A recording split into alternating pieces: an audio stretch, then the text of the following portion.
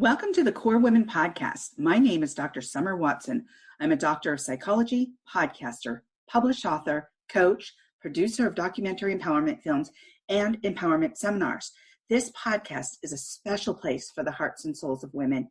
It is a place where women share their journeys, strength, resiliency, strategy, and passions. Today on the show, I'd like to welcome Erin Hatzikostas, who is the CEO of Be Authentic Inc., is a career coach, a speaker to include a TEDx, podcast co-host of Because with Erin Nicole, is the author of Do Youish, an executive guide to authentic success, and she is an edutainer as well.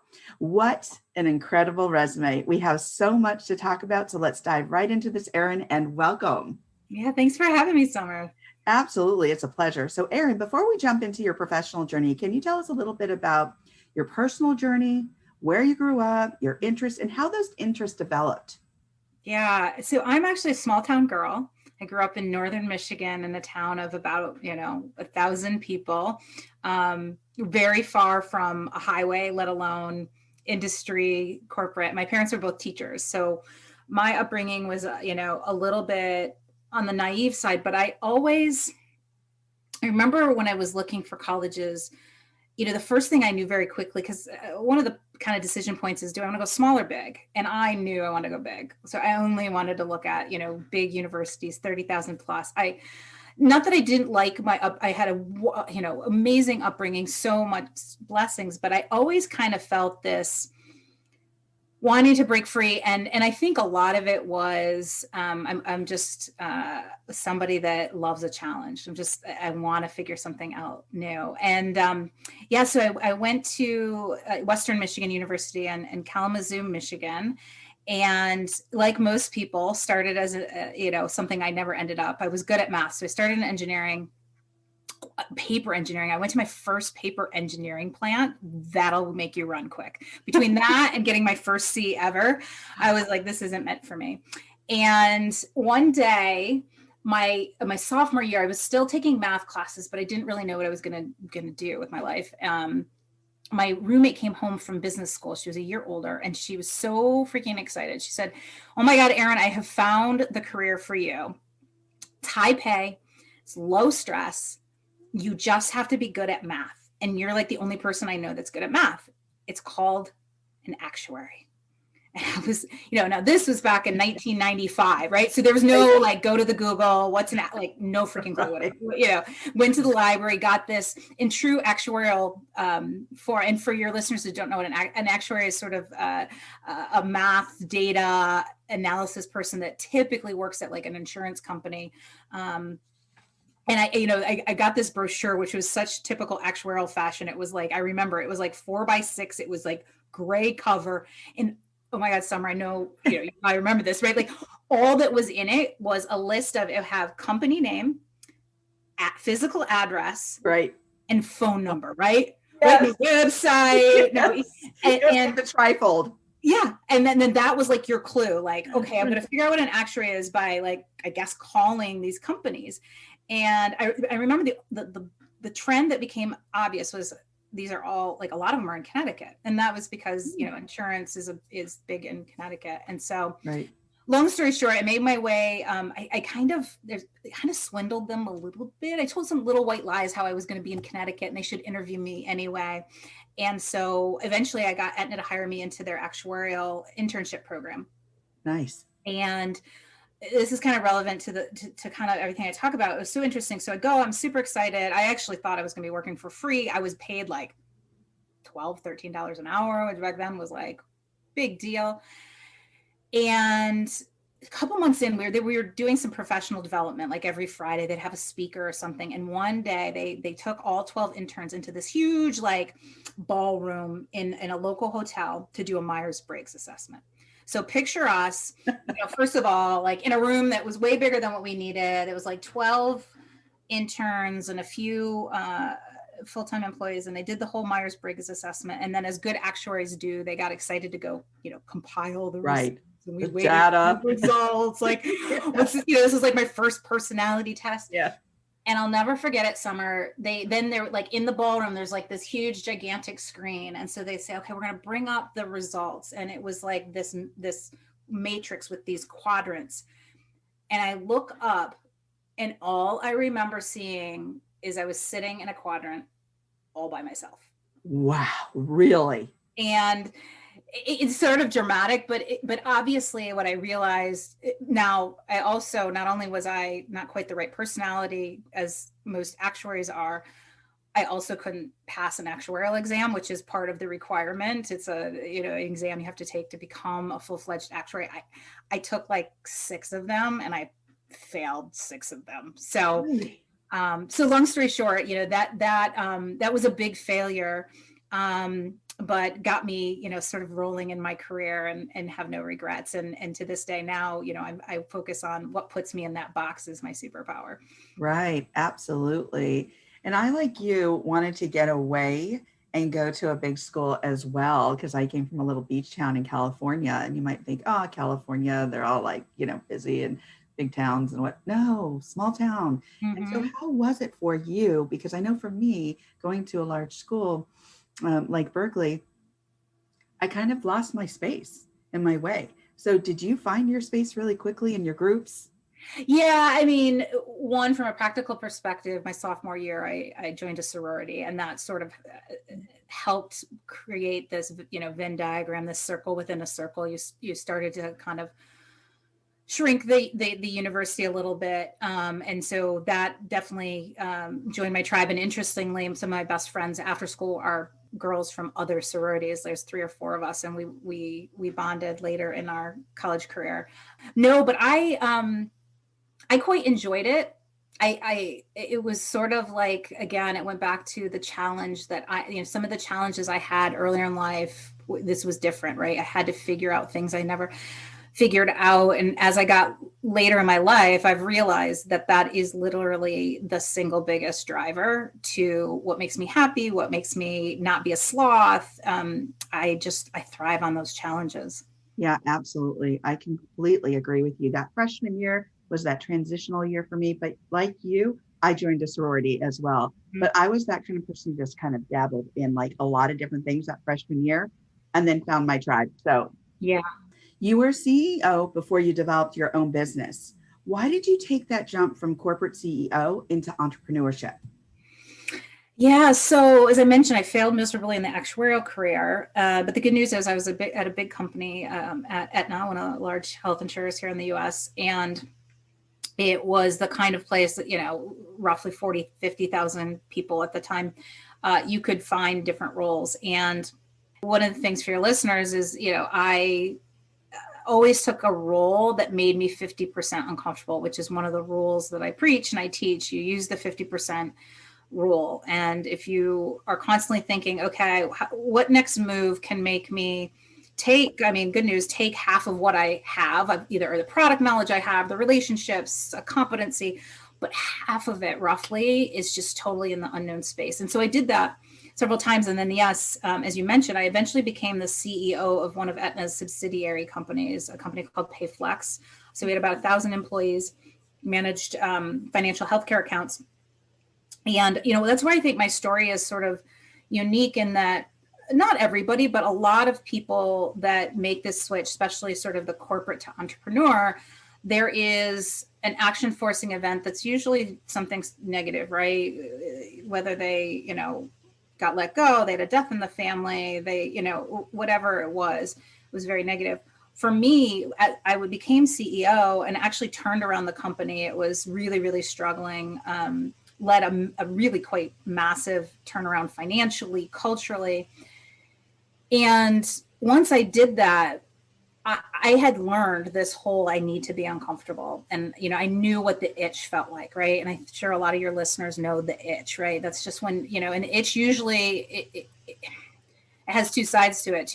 I always had like one voice that was like, okay, you're itching for something new. And then you have, of course, that one on your other shoulder that's like, Jesus Christ, can't you just freaking be like, your job is easy. Like, do you really want to switch? And then you'll be bitching and moaning about all the, like, can't you just enjoy it?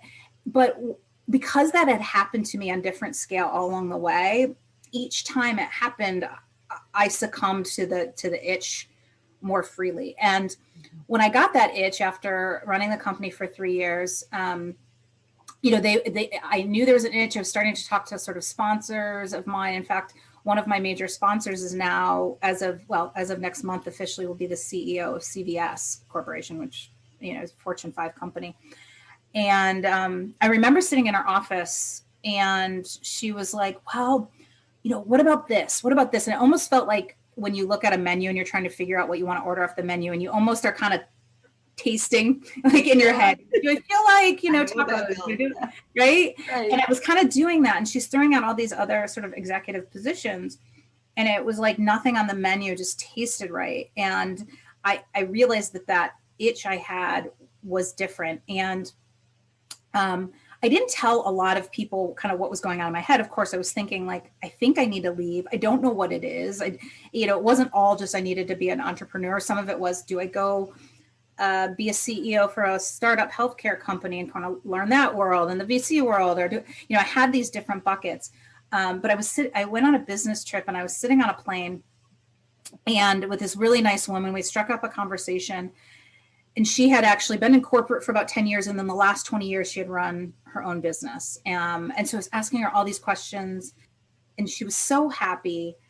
And after asking all these questions, I remember stopping and saying, I'm sorry I'm asking you all these questions. I'm doing it because I'm kind of thinking about going and doing my own thing. And it was honestly one of the first times I'd actually like verbalized it, like said it out loud. So as soon as I said it out loud, I was like, oh shit, that sounds really stupid. Because then I started processing, like, right now when my reputation's at an all-time high, I could be getting that next big job. I was 44 at the time. I wasn't, super old. And so I kind of pulled back. I said, but that would be really stupid right now because of X, Y, Z. And she just looked at me and she just like that said, who says this is the top? And that was one of the most profound things that was said to me. And it's cliche, but when you hear that, right, you can, like, the metaphor immediately came to life and I could see, and I'm like, oh my God, I've never hiked to those other mountains. I don't know what it looks like. I don't know what the terrain is. I don't know what it takes. I don't know what the view is.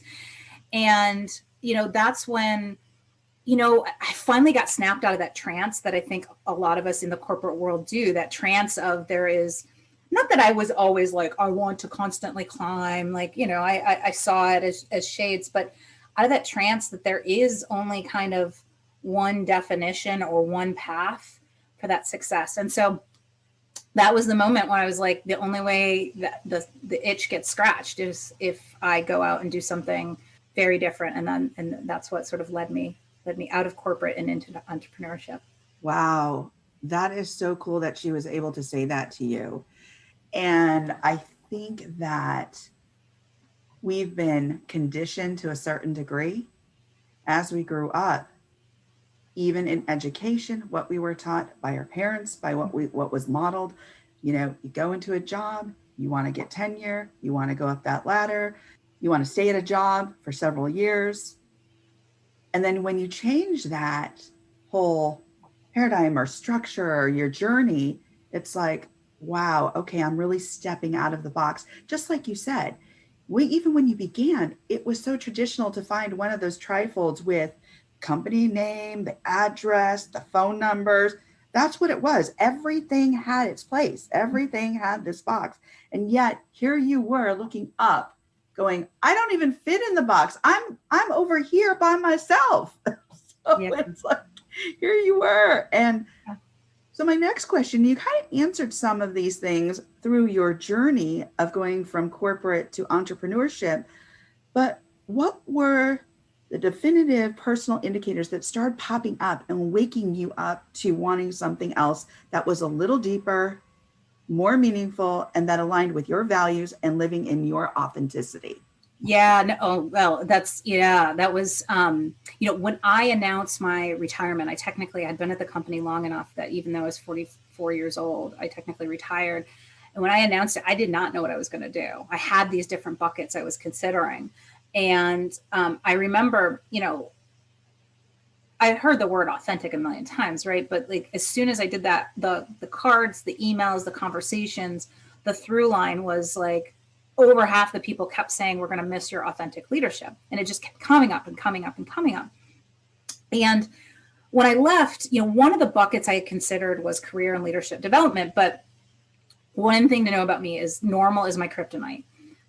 Doing anything normal, and it's not to be showy, it's just, I hate doing normal. And so when I thought about that bucket, I was like, well, that's like a dime a dozen, right? There's a bazillion executive coaches and a million leadership companies, and I'll get bored quickly. I'm a businesswoman. Like I'll miss the business side of things. And so I kind of dismissed it. But as I was working on another kind of this software company idea I had, I started blogging. I was like, oh, but at least, I've got all these pent up thoughts and ideas that I only could, sort of get out so much within the corporate space. I'll blog about it. And as I started to write, which is so powerful, as you know, as being a writer, I started to realize that not only did people call me authentic, but there was this thing that pissed me off, right? And there's nothing better than founding a business on something that pisses you off. And what pissed me off was that the corporate world is just so fake, and there's so much unhappiness, and there's still so much, the red tape, you call it what it is, BS, red tape, etc. And if I were younger, I would have probably said, oh, but that's just how it is. But because I had become an executive and had results and had not succumbed to that, as I said, people call me authentic. Well, it's for a reason. Like I bucked the norm. Like I didn't do a lot of the BS. It was different. And I was like, wait, so I've proved that it doesn't have to be that way to get results. So why are we letting this working world just spiral into like this why is it not getting any better? So what hit me, and was something that I preach all the time and I talk about in my TED Talk, is, this thing that comes up over and over again. And I think is really good for your listeners because I've applied it in so many situations. But it's this, like, you shouldn't not do something because you hate the way it was done before.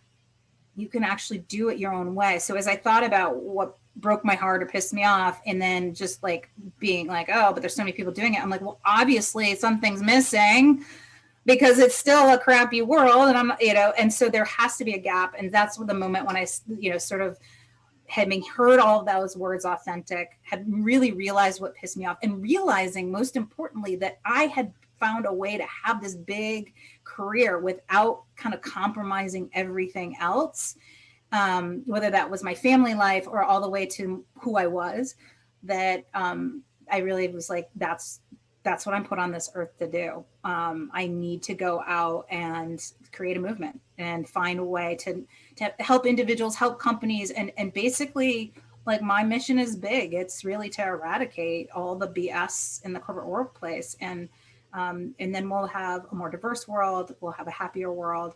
And quite frankly, we'll all be making more money. That's a big movement. That's huge, because if you've worked in corporate, both nonprofit, for-profit, you name it, there's a lot of BS out there. A lot of BS. But here's the best thing, and why I think I can accomplish, what I'm setting out to do. And obviously nothing's going to ever be perfect, but if I thought it was something that I had to somehow, some way build an army and we had to touch every person, I couldn't do it. But the very best thing about authenticity, and I talk a lot about authenticity, isn't just a permission. It actually, the Greek origin of the word is authentikos, which means to be genuine. It means to be original, and it means to be authoritative. So we can talk about it a little bit in my framework that I have in my book, but I talk about authenticity actually as really this superpower versus this permission. But the best part about when you kind of unleash and unlock authenticity is that it is super contagious. It's not like a leadership trait where you're like, oh, I should have to do that because it's the right thing to do. It's like when you see somebody being authentic, whether it's, their resume, you read it, it's much more like fresh and human engaging, or they're in a meeting and they tell a story instead of like your boring like intro, or what I was talking about the out of office. Like, I just started changing all my out of offices, like simple things like that, where I talk like a human. Once you start to do it, people are like, oh yeah, that's really refreshing. And that gave me permit. And that, like, it just So I really do think that there is a network effect. There is a contagion that comes with authenticity. It's going to take a shit ton of work and people and an army to create the movement. But the reason I believe in it is because that I think it's so contagious. I think you're absolutely onto something here. Authenticity isn't a principle. It is a superpower, and it takes courage. It takes courage to be in your authenticity, to live that authenticity, even to go back to the foundation of knowing what being authentic is. Mm-hmm.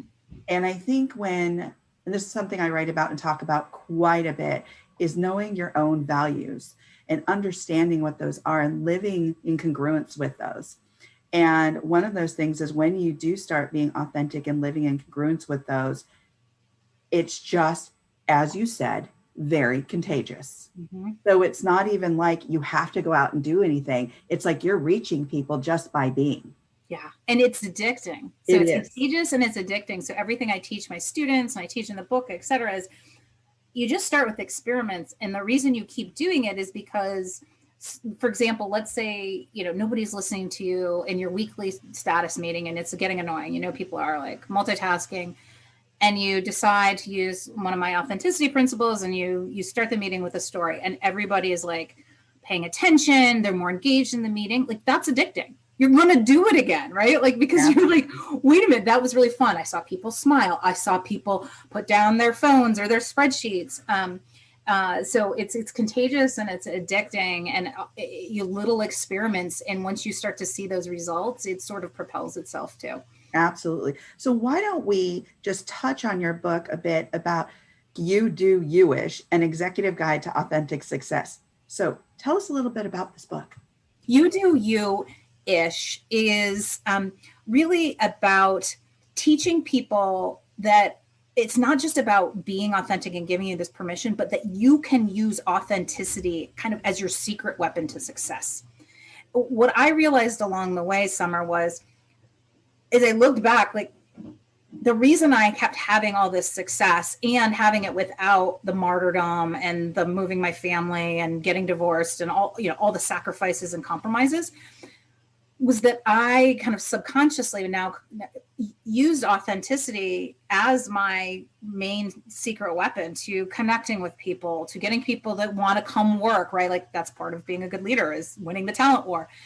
And so what I teach in You Do Youish, and the ish, part of it is because so many people misperceive authenticity just as this being yourself. And in the workplace, it's not just that. And it's not that I'm saying, be a fake, like, I'm not talking about some sort of weird oxymoron, but you can actually use authenticity as the way that you not only have a big career, but most importantly, you do it without kind of selling out and having this compromise.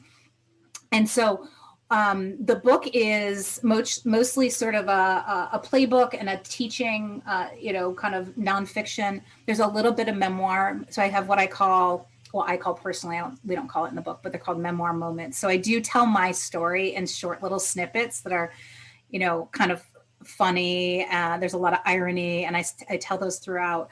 But the primary guts of it is I teach what I call the 6 principles of strategic authenticity.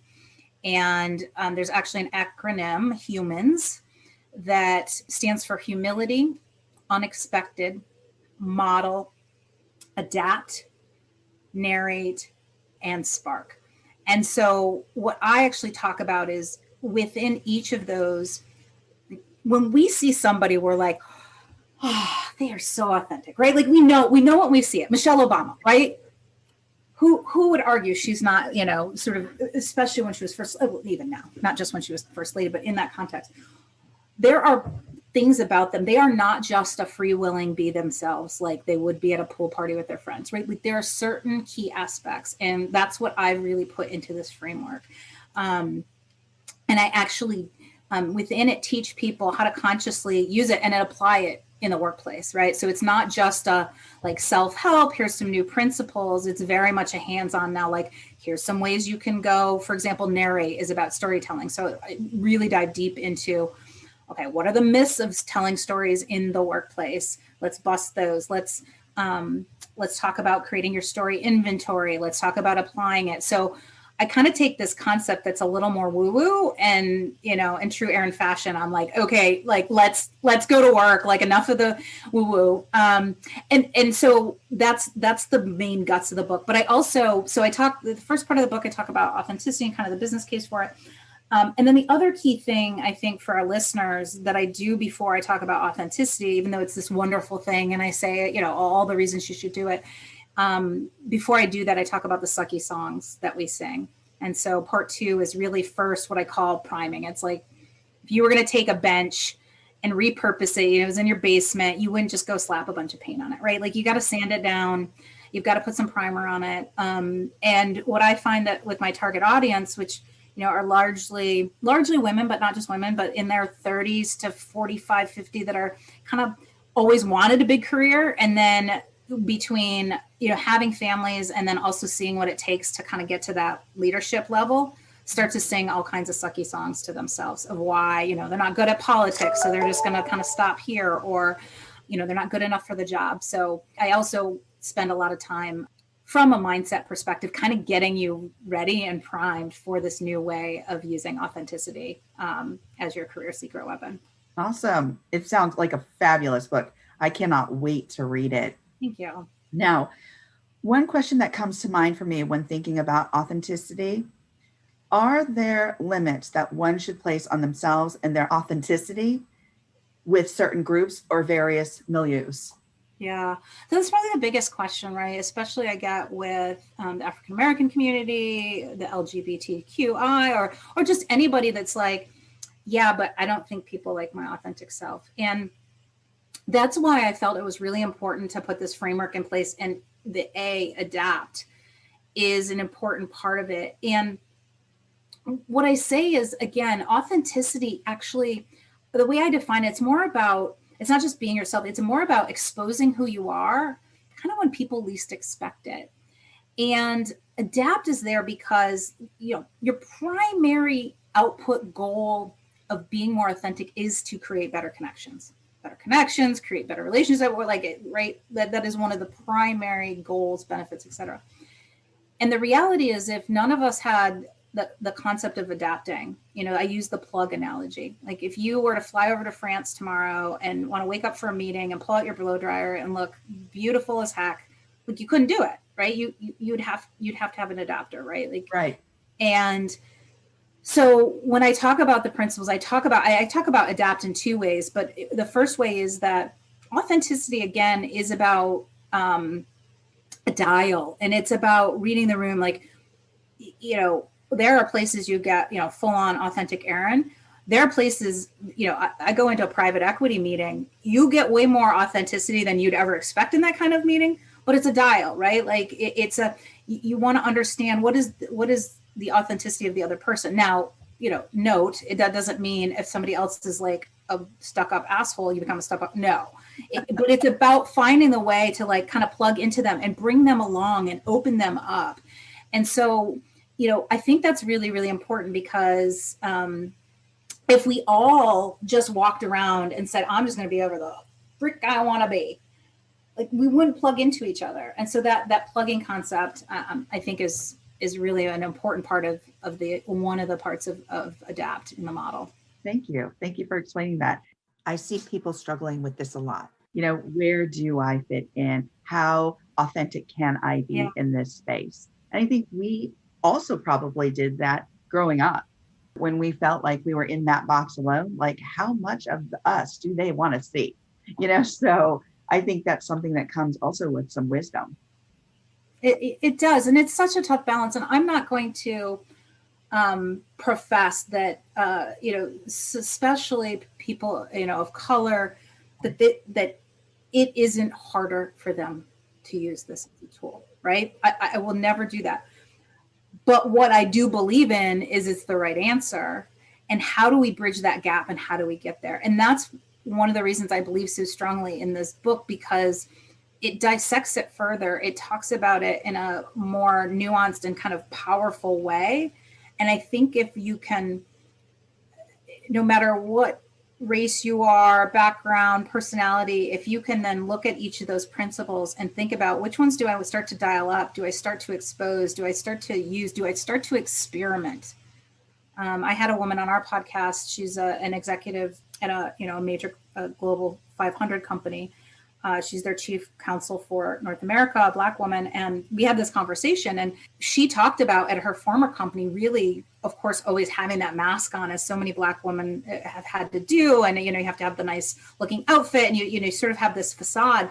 And she had a moment where, she had a new team, and they were asking her some personal questions. And her first instinct was like, whoa, I don't want to go there. I don't go there. I wear this mask. And she started to realize that as she started to answer these, she saw the experiments play out in a positive way, right? She saw people connect with her. She saw, that people want to follow her more, et cetera, results, whatever that was. And so as she was heading to her next job, we actually talked kind of right around the time of her transition.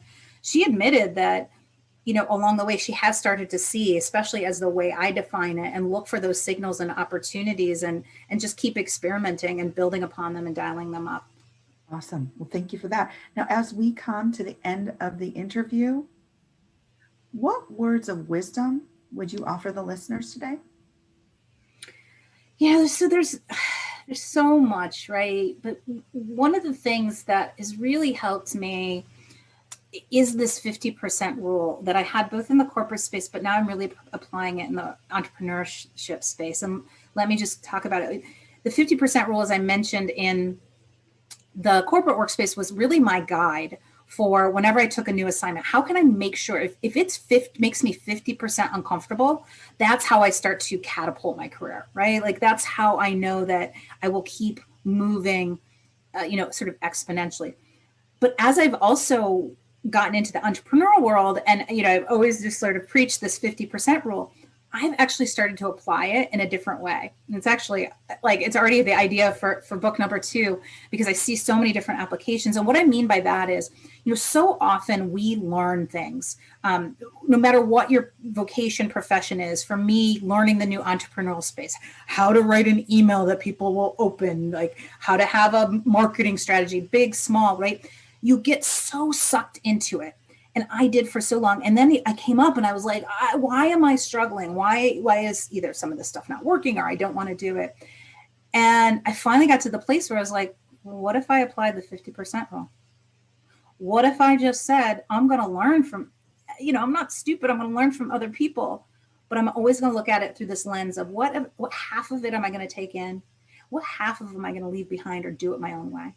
And at the end of the day, that's where innovation is born. If we all just kept following what everybody else is doing, right, we wouldn't have a new widget. We wouldn't have a new, way of doing things in marketing, et cetera. And it's really freaked me up. And so I encourage people to sort of think about this 50% rule. Think of it as a way to continually innovate, whether it's moving in your career and getting uncomfortable, or bucking the norm, but not everything, and finding new ways to do things that put you in your flow and have you making a contribution to the growth of everybody else that comes behind you. Well, thank you, Erin, for joining me on the Core Women podcast today. You're welcome. It was my pleasure to be here, Summer. Thank you. If you would like to connect with Erin, you can reach her at www.beauthenticinc.com, and you can find out more about her on YouTube, Instagram, Facebook, and LinkedIn. If you need a strategic empowerment coach, contact me. If you want to tell your story of empowerment, or how you have reconstructed your life to drive change, send me a video or an email of your story, providing permission to use it on my social media platforms. If you want to be featured on my podcast, reach out to me at info@corewomen.com. I want to hear from you and to get to know you. You are now part of the Core Women home. Let's get to know each other. Let's learn from one another. Please follow Core Women on Facebook, Instagram, and Twitter. Please let your women friends know about this podcast. If you write about Core Women in your social media posts, please hashtag Core Women. This is all about women. Thank you for taking the time to learn more about Core Women, and please stay tuned for continued growth of the Core Women movement. Let's grow and drive change together.